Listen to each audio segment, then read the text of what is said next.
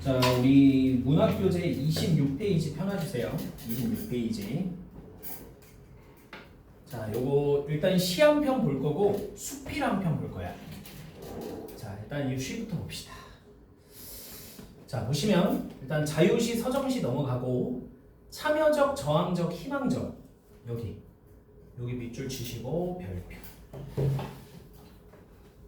그러면 저항적이란 게 나올 거니까 또는 희망적이란 게 나올 거니까 뭔가 현실은 긍정적이야 부정적이야? 현실 부정적으로 볼 거고 그것이 뭔가 극복될 거라고 하는 내용이 나올 거라는 거예요. 바로 밑에 나왔네. 자, 분단의 현실이야. 자, 역사 얘기 잠깐 해보면 1945년 8월 15일 우리는 일본으로부터 광복을 했죠. 그죠? 그리고 45년 9월달 일반 명령 1호문이라는 게 우리나라에 선포되거든. 이게 한반도를 몇 도선으로 긋는 얘기인 줄 알아? 38도선으로 그어. 38도선으로 그어가지고 이거 이후에 382국은 어느 나라가 들어갈까? 소련이 들어가서 김일성이라는 자를 앞세운 통치를 시작해. 알겠지? 그리고 382남은 뭐가 들어올까? 미국이 들어와서 미군정을 설치해서 우리나라를 다스리는 거야. 알겠지? 그래서 이렇게 해서 미소군정이 시작돼. 미소 군사통치가 시작돼요. 알겠습니까? 그래서 현재까지 우리나라는 어떻게 돼 있어요? 분단되어 있죠. 분단. 맞니? 그래서 자, 이렇게 현재 우리 민족의 분단의 현실이 주요 제재고요. 자, 요거 밑줄이네. 통일이 오기를 바라는 간절한 마음이 주제입니다. 자, 특징 봅시다. 자, 1번 별표. 상징과 각종 비유를 통해서 주제의식을 드러낼 거야. 예를 들어 봐봐. 봄이라고 하는 시어 있지? 이거는 일단 이 글자 그대로는 뭐가 떠올라요? 맞고 또 그냥 글자 그대로 계절이죠. 맞죠? 하지만 여기서 봄은 계절이 아니에요. 알겠니? 계절이 아닐 거라고. 그래서 뭘 한다고 얘들아? 상징과 비유가 많이 나올 거라는 거야. 알겠니? 그리고 자, 2번 별표. 봄과 겨울의 대조적 이미지. 봄과 겨울의 대조적 이미지를 통해 분단 현실을 나타내고 통일을 기원할 거래. 그럼 아까 영서가 얘기한 게 맞아. 봄이라는 거는 뭔가 뭘 상징이야? 희망 아닙니까? 희망? 뭔가 생명이 다시 탄생하는 게 봄이잖아. 그리고 생명이 죽는 게 겨울 아니에요? 맞습니까? 그럼 봐볼래? 자, 이 봄은 분단을 상징할 것 같아? 우리 민족이 염원하는 통일을 상징할 것 같아? 통일이고요. 겨울이란 거는 뭔가 시련, 고통, 고난이니까 자, 바로 통일이 아니고 뭘 상징합니까? 분단을 상징합니다. 알겠죠? 그래서 봄과 겨울의 대조적 이미지를 통해 요거를 보여줄 거야. 그리고 단정적 어조. 자, 단정적 어조를 통해 통일이 반드시 올 것이라는 확고한 믿음이 나타날 겁니다. 알겠습니까? 자, 그래서 이렇게 세 개를 좀 우리가 볼 거고요. 자, 내려가면 자, 여기 이제 중요한 거 나왔습니다. 자, 여기 별표 쳐주세요. 별표. 시어의 의미 및 성격. 자, 봄은 남과 북이 뭐 되는 시기다? 통일. 자, 통일 밑줄. 자, 그리고 잘 보세요. 제주에서 두만까지 아름다운 논밭, 삼천리 마을. 자, 요거 지금 세 개 묶여 있지. 자, 이거는 우리나라 국토를 의미하는데 여기 뭐 써있니? 중요한 거? 대유법 별표 3개. 대유법이란 게 뭘까? 자, 밑에 나오겠지만 부분을 통해서 전체를 나타내는 거야. 봐볼래? 제주에서 두만, 아름다운 논밭, 삼천리 마을. 요 세 개는 우리나라의 전체를 의미해요. 일단 부분을 상징해요. 일단 부분이죠. 부분. 하지만 이런 부분은 결국 우리나라 국토를 의미하는 대유법을 통해서 전체의 의미를 드러냈다는 거예요. 오케이? 자, 그 다음. 자, 봐봐. 잘 봐. 대조적 이미지 나왔지. 자, 보면 여기도 이제 별표. 겨울은 자 통일이 아니고 뭐의 현실이다? 분단의 현실. 됐니? 자 봄은 통일되는 시점, 겨울은 분단의 현실이야. 자 잘 볼래? 남해에서도 북녘에서도 바다와 대륙 밖에서도.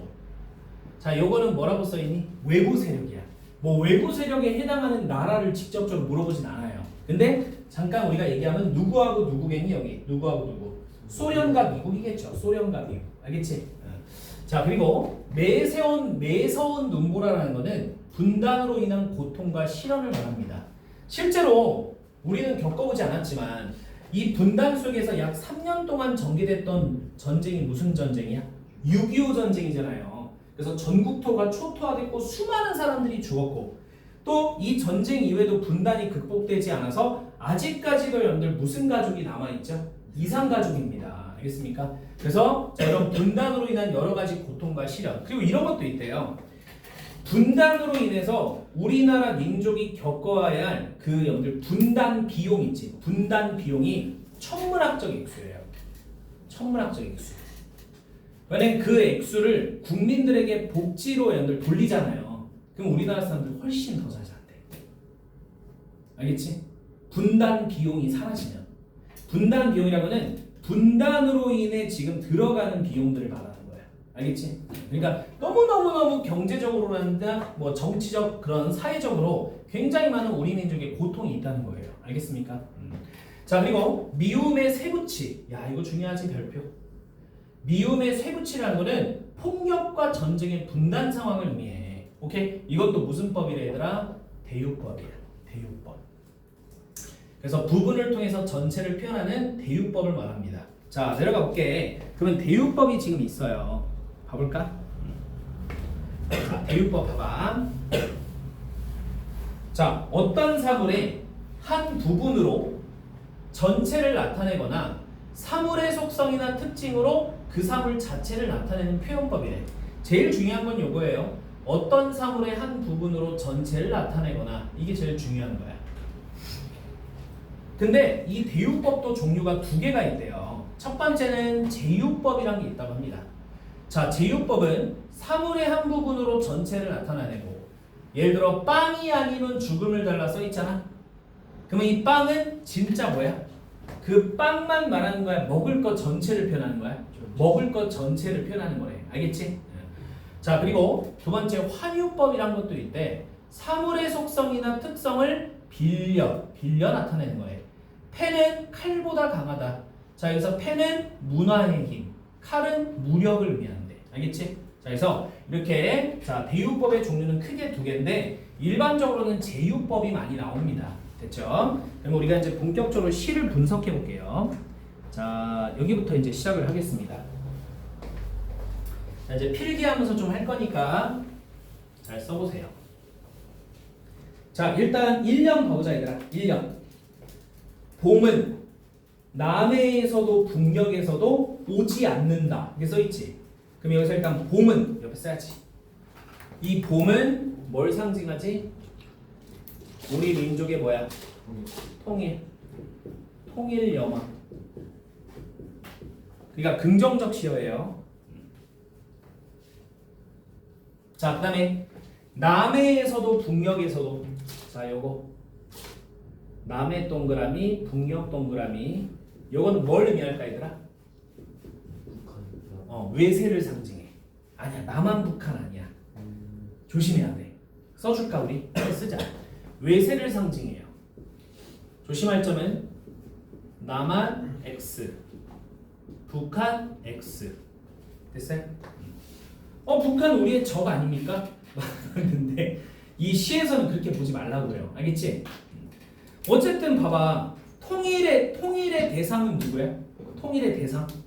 남한하고 북한이잖아. 맞지? 그럼 남북한 우리 민족을 의미한단 말이야. 그러면 저 외세는 뭘 것 같니? 우리나라 주변 국가들이에요. 뭐 중국이라든지 아니면 미국이라든지 소련이라든지 이런 나라. 소련이래. 소련 지금 없고 러시아라든지 그죠? 이런 나라들을 말하는 겁니다. 자, 근데 마지막에 뭐라고 써있니 얘들아? 오지 않는다 써있지. 자, 오지 않는다. 자, 뭐라고 써야 될 것 같아? 너희들 여기다가 우리의 통일은 우리 민족의 통일은 자 선택지 줄게. 자주적으로 할 거라는 거야? 외세히 할 거라는 거야? 오지 않는다. 자주적으로 해야 된다는 거야. 오케이? 그러니까 우리 민족의 통일은 쓰세요. 외세에 의해 이루어지지 않는다라는 의미야. 아까 우리 여기서 얘기하지 않냐? 통일이 오기를 바라는 간절한 마음인데 어떤 방식의 통일이겠어? 외세에 의한 거야? 자주적이야? 자주적이라면 우리 스스로 말하는 거잖아. 맞지? 자주적 통일을 원하는 거야. 자주적 통일. 알겠니? 반드시 우리 민족의 통일 봄은 외세가 아닌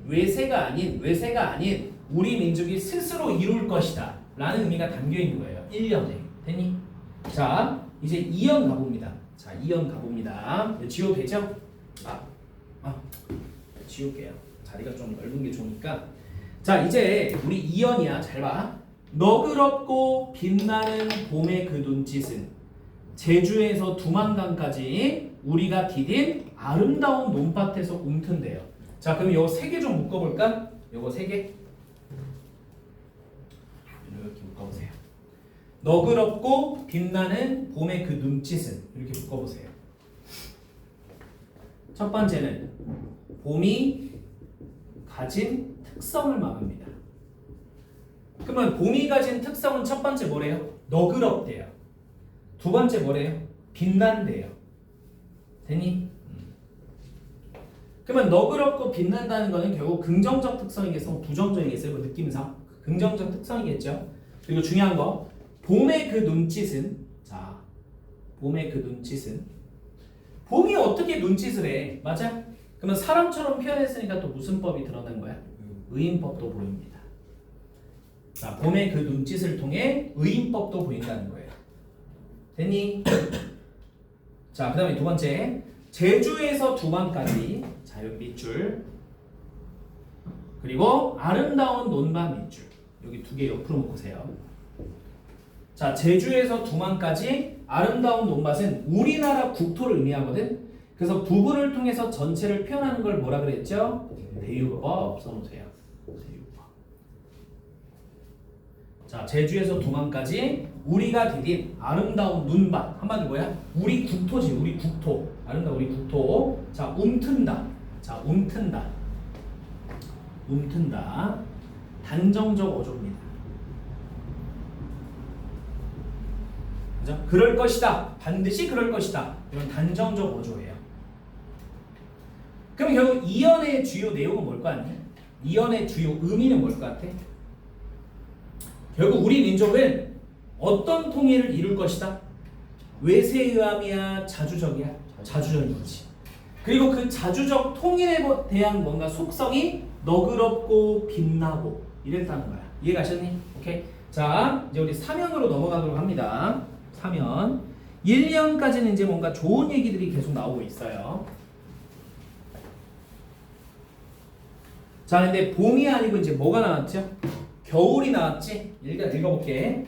겨울은 바다와 대륙 밖에서 그 매서운 눈보라를 몰고 왔지만 자, 이제 써봐야겠다.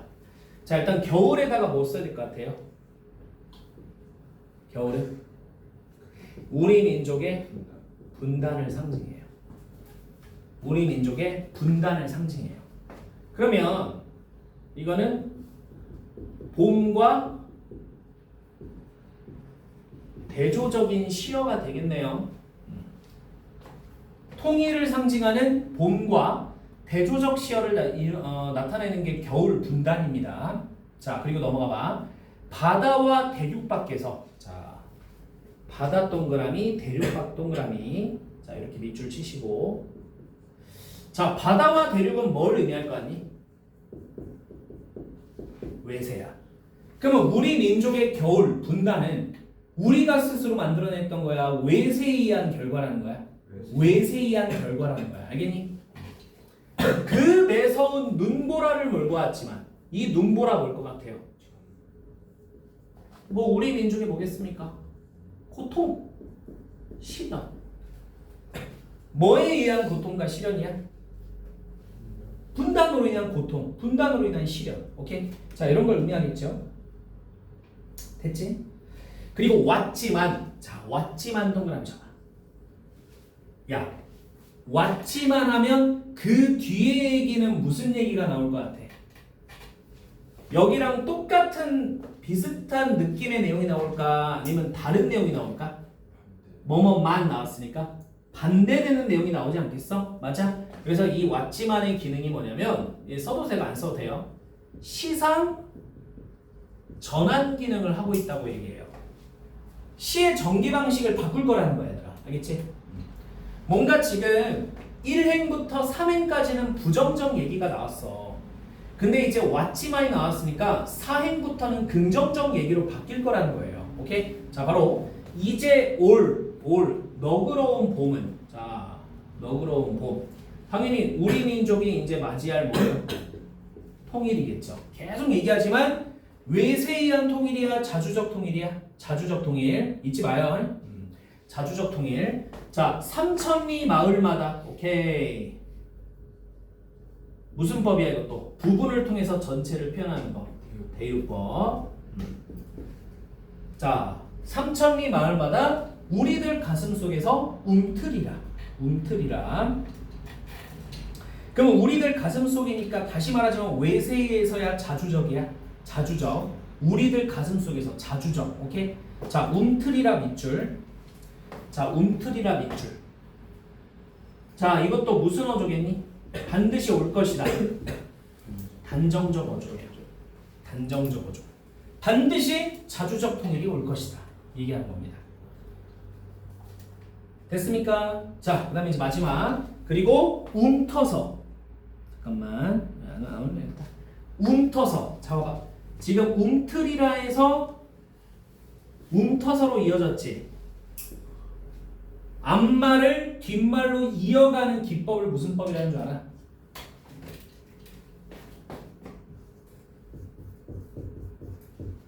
뭘까요? 안 들어봤어요? 자, 쓰세요. 연쇄법이라 그래요. 응? 연쇄법. 연쇄법이라고 합니다.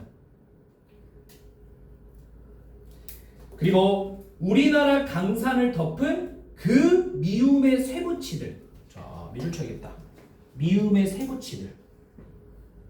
이거 뭘까? 쇠붙이는 총칼. 이런 거 생각하면 돼. 총칼. 그럼 우리 민족의 분단으로 인한 고통, 시련 이런 것들을 말하겠지. 그죠? 실제로 있었던 얘기로 얘기하면 6.25 전쟁 같은 거 아니겠습니까? 됐죠? 그리고 눈녹이들. 자, 뭐뭐 하듯. 얘들아, 뭐뭐 하듯. 이걸 뭐라 그러지? 비유법 중에 뭐라 그러지? 지교법이라 그래. 자, 강산을 덮은 그 미움의 쇠붙이들이 마치 눈이 녹듯, 눈 녹듯 흐물흐물 녹여버리겠지. 자, 흐물흐물 녹여버리겠지 밑줄. 그럼 이 녹여버리겠지도 무슨 적어줘야 똑같이? 단정적 어조, 단정적 어조야. 자, 이것도 단정적 어조이면서도 미래 희망적 태도를 보여주고 있습니다. 미래 희망적 태도. 됐습니까? 그럼 우리나라 민족의 분단으로 인한 고통과 시련들이 마치 눈이 녹듯, 봄이 오면 눈이 녹듯 흐물흐물 없어져 버리겠지. 오케이? 그럼 미래를 어떻게 보고 있는 거야? 비관적으로 보고 있어요? 낙관적으로 보고 있어요? 낙관적으로 보고 있죠? 좋은 쪽으로 보고 있다는 겁니다. 자, 여기까지 우리가 좀 분석을 해봤어요, 얘들아. 1, 2, 3, 4 한번 풀어보세요. 1, 2, 3, 4 풀어보십시오.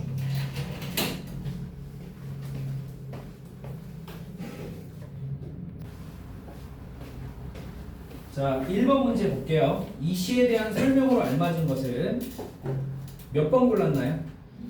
2번. 2번이지, 2번. 대립적 시어를 통해서 시상을 전개하고 있다. 이렇게 해야겠죠? 뭐 예를 들어 봄이랑 겨울을 대조하고 있잖아. 맞지? 그 5번은 왜 안 되는 것 같아, 얘들아? 5번? 네, 저 우리나라 전체가. 그치. 남해와 북녘은 남한하고 북한이 아니야. 외세입니다. 외세. 자, 2번. 몇 번 골랐어요? 4번. 계속 얘기했잖아요. 자주적 통일이라고. 알겠지? 3번 문제 중요합니다. 별표 쳐주시고. 기억에서 시옷 중 같은 의미의 시어로만 묶은 것은 일단 정답은 2번이야. 확인해볼까? 니은 제주에서 두만까지, 디귿 아름다운 논밭, 비읍 삼천리 마을마다. 세 개는 어디야? 우리나라야. 얘들아 우리나라. 알겠지? 그러면 나머지 뭐 있어요? 기역 남해에서 북녘. 그 다음에 뭐예요? 리을 바다와 대륙. 그 다음에 미을 매서운 눈보라. 그 다음에 시옷 미움의 쇠붙이들. 이거 다 뭘 의미해? 외세 혹은 분단으로 인한 고통을 의미하는 거야. 알겠지? 이해가? 그러니까 우리나라 국토를 의미하는 세 개만 묶으면 2번 니은 디귿 비읍이 되는 거예요. 자, 이 문제 좀 알아야 돼요. 자, 4번. 자, 시인의 창작 동기를 파악하여 시를 감상한다고 했을 때, 자, 고려해야 할 요소로 가장 알맞은 게 뭘까? 창작 동기를 파악해야 한다고 했을 때 몇 번이야? 5번 아니겠어?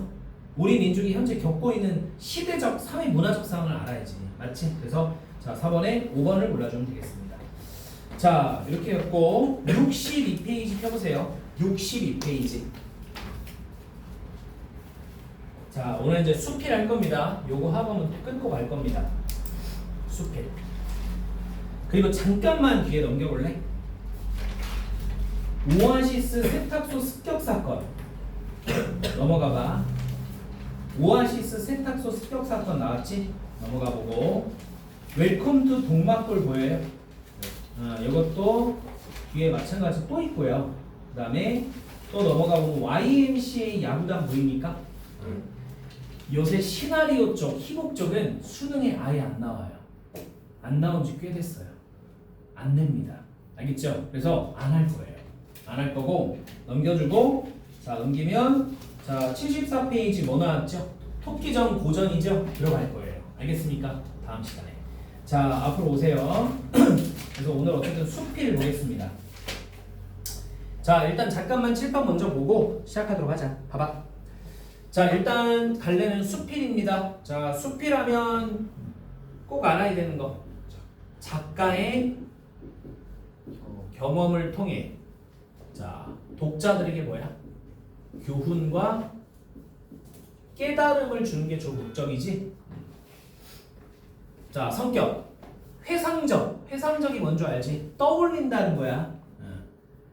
그리고 교훈적. 그리고 서사적이 뭘까? 이야기가 있다고. 이야기. 알겠지? 이야기가 있고 예찬적. 예찬적 별표 쳐보자. 예찬은 뭐예요? 찬양하는 거야. 찬양. 알겠지? 그럼 뭔가 여기 수필에 뭔가 특별한 대상이 나오겠죠. 그래서 그거를 예찬, 드높이는 내용이 나올 겁니다. 자, 그러면 예찬의 대상은 요겁니다. 방망이 깎던 노인. 알게 될 거야. 방망이 깎던 노인. 그럼 방망이 깎던 노인을 통해서 밑줄 전통적인 무슨 정신을 알 수 있다? 장인 정신이야. 알겠니? 장인 정신. 그러니까 먹을 거를 얘기하면 햄버거 하나를 오늘 햄버거 먹고 싶어. 자, 햄버거 하나를 만드는데 정말 심혈을 기울여서 만드는 거. 그런 게 무슨 정신이겠냐? 장인 정신이죠. 솔직히 뭐 패스트푸드점은 장인 정신이 있을까요? 에이, 그건 빨빨빨 만들어야죠. 고객들이 열받는데 빨빨빨 만들어야 돼. 빨리 만들어서 빨리 줘야 될 거 아니야. 맞지? 그리고 이미 완제품들이 본사에서 오잖아. 그러니까 뭐 하면 돼? 구워가지고 이렇게 해보면 돼요. 알겠죠? 그래서 나중에 아르바이트 해보시려면 해보세요. 뭐 롯데리아 이런데. 근데 별로 추천하지는 않습니다. 진짜 힘듭니다. 굳이 알바를 하는데 거기는 별로 추천하지 않아요. 진짜 힘들어요. 알겠지? 그래서 어쨌든 자, 이런 장인 정신. 그리고 봐봐, 일상적 체험을 무슨 기법으로 썼대? 회고적 기법. 이렇게 쳐놔. 떠올리는 기법이라고. 그 다음에 간결한 문장을 사용해 사건을 서사적으로 나타냈다. 그리고 자, 밑줄 대화, 묘사, 서술을 적절히 사용하여 표현의 묘미를 살렸다. 자, 이제 우리 내용 좀 보러 갑시다. 자, 이거 책으로 볼게요. 62페이지 봐보세요. 자, 62페이지 가보자. 자, 벌써 40년 전이다. 밑줄. 자, 밑줄 쳐요. 벌써 40년 전이다 밑줄. 그럼 여기다가 뭘 써야 될까? 지금 여기다 얘들아 밑줄 쳤잖아. 회상. 회상. 자 가보자. 그리고 당연히 40년 전에 자기가 겪었던 거니까 체험담에 해당하겠죠. 자 내가 세간난 결혼하여 새로운 살림을 차린 거네. 얼마 안 돼서 의정부에 내려가 살 때다. 서울 왔다 갔다 가는 길에 청량리역으로 가기 위해서 동대문에서 일단 전차를 내려야 했다. 전차. 굉장히 옛날 얘기인 것 같아요. 맞죠? 자 그리고 동대문 맞은쪽 길가에 앉아서 방망이를 깝깝하는 노인이 있었다. 밑줄 쳐야겠네 이거 얘들아. 여기. 그러면 이 방망이를 깝깝하는 노인이 이 수필의 뭐겠니? 중심 인물이 될 거야. 알겠지? 중심 인물. 자 방망이를 한 벌 사가지고 가려고 깎아달라고 부탁을 했다. 자 값을 굉장히 비싸게 부르는 것 같았다. 좀 싸게 해줄 수 없느냐고 했더니 자 밑줄 얘들아 밑줄. 방망이 하나 가지고 값을 깎으려 비싸거든 다른 데가 사오. 그러면 지금 여기서 노인의 성격이 좀 어떤 것 같아 얘들아? 그러니까 너네가 직접 방망이를 사러 갔다고 생각하고 이 노인의 말을 들었어. 그러면 좀 어때 느낌이?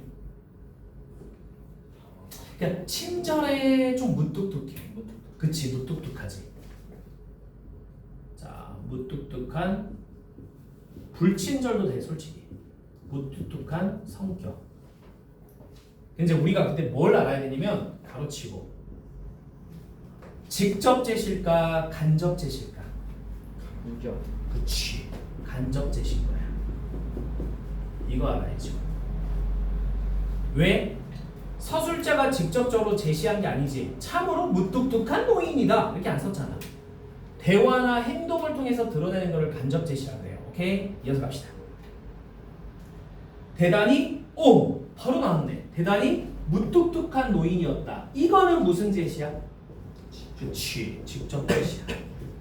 두 개 비교해 주시라고요. 위에 거는 간접 제시고 밑에 거는 직접 제시예요. 자 값을 더 깎지도 못하고 방망이를 깎아나 달라고만 했다. 그는 잠자코 열심히 깎고 있었고 처음에는 빨리 깎는 것 같더니 저물도록 뭐가 저물도록? 해가 지도록 이리 돌려보고 저리 돌려보고 굼뜨기 시작하더니 이내 마냥 늑장이다. 자 밑줄 내가 보기에는 그만하면 다 된 것 같은데 자꾸만 더 깎고 있다. 자 어딨냐면 여기다. 내가 보기에는 그만해도 될 것 같은데 자꾸만 더 깎고 있다 여기. 그럼 여기 통해서 우리가 알 수 있는 거 뭘까? 노인의 무슨 정신? 그치 장인 정신이야. 그죠? 노인의 장인 정신. 너네 미용실 얼마예요? 고등학생이랑 성인이랑 아니 중학생 똑같나? 성인이랑? 얼마 나가? 머리 깎을 때? 4만 원. 머리 깎을 때 4만 원 들어? 3만 7천 원. 진짜? 다음 그거인데 3만 7천 원? 커트. 아 커트는요? 깜짝이야. 뭐 청담동인 줄 알았어요. 18,000원. 18,000원? 똑같네. 성현이 똑같다. 좀 비싸네. 얘 나이 때는 8,000원이었는데. 어쨌든 간에 자 그래 머리 자르시는 분들이 너희들 머리 자를 때 심혈을 기울여서 자르으면 좋을 거 아니야. 같은 돈을 내도 맞지? 그냥 바리깡으로 쫙 밀면 짧지 않나요? 응? 같은 돈인데. 그리고 사실 머리도 그런 거 같아. 그 바리깡으로 밀면 되게 편하잖아. 근데 바리깡 안 하고 가위질만 하시는 분들이 있거든 가끔. 되게 힘든데 그 머리가 되게 예쁘게 나와. 예쁘게 나오긴 해요. 그러니까 어쨌든 그런 것처럼 지금 노인은 굉장히 장인 정신이 투철한 사람임을 여기를 통해서 알 수 있다는 거야. 여기서도 여기 통해서. 자 이어서 가볼게. 자 이제 다 됐으니 그냥 달라고 해도 못 들은 채 한다.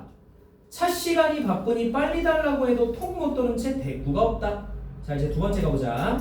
더 깎지 아니해도 좋으니 그만 달라고 했더니 화를 버럭 내며 자 밑줄이죠. 여기 중요합니다. 여기 자 내려가 볼게요.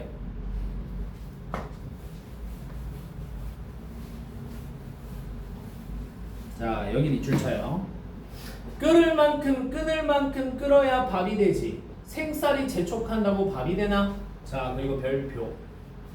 이 노인의 말이다, 얘들아. 이게 뭔 말일 것 같아?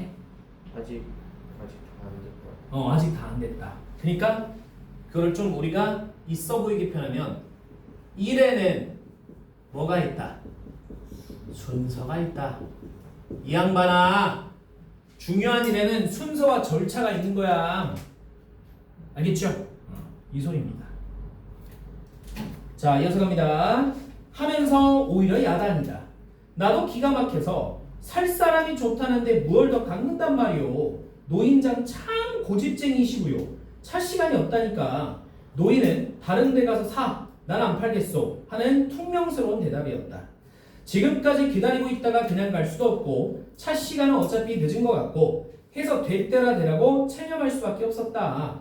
자, 이번에는 깎던 것을 숫제 무릎에다 놓고 태연스럽게 곰방대에 담배를 담아 피우고 있지 않은가. 굉장히 태도가 여유롭죠. 나도 그만 지쳐버려 구경꾼이 되고 말았다. 얼마 후에 노인은 또 깎기 시작한다. 걸어가다가는 방망이는 다 깎여 없어질 것만 같았다. 자, 또 얼마 후에 방망이를 들고 이리저리 돌려보더니 다 됐다고 내준다.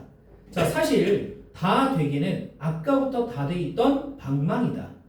자, 차를 놓치고 다음 차로 가야 하는 나는 불쾌하기 짝이 없었다. 자, 지금 여기 좀 묶어볼게요. 잠깐만. 여기 사실부터 짝이 없었다. 여기까지.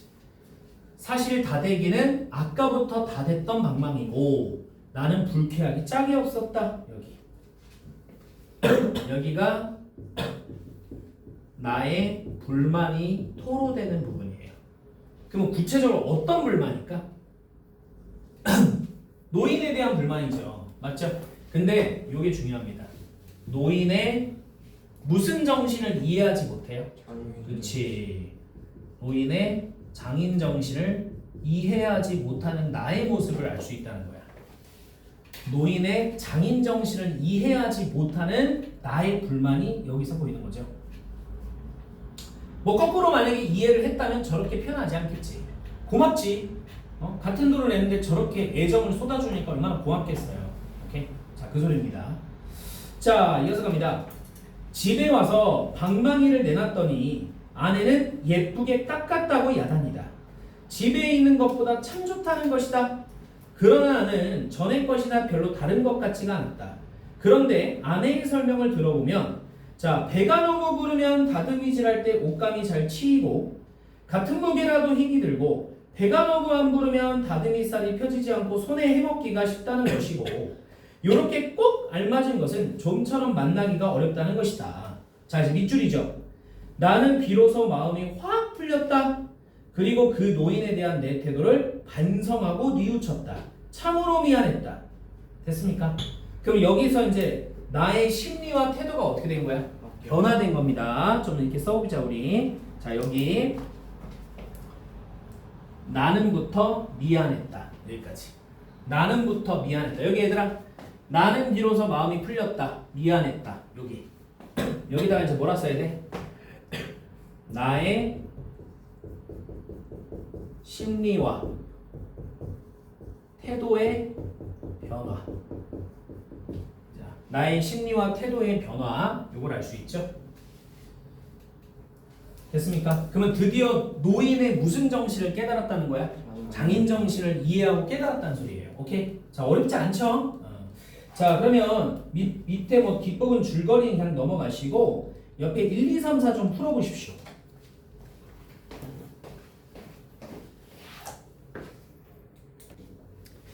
자, 1번 문제 가볼게요. 자, 요 글에 대한 설명으로 옳지 않은 것을 몇 번 골랐나요? 5번이야, 5번. 옛 전통을 살리려는 구체적인 실천 방안이 나타나 있다. 그냥 노인의 장인 정신을 통해 옛 전통에 대한 가치를 생각해 보자는 거지. 이거를 구체적으로 어떻게 실천해야 되는지에 대한 방안은 없잖아요. 맞지? 얘가? 그러면 동그라미 2번에 별표 쳐볼까? 동그라미 2번. 현대인의 삶을 우회적으로 비판하고 있다. 요거 별표 쳐봐.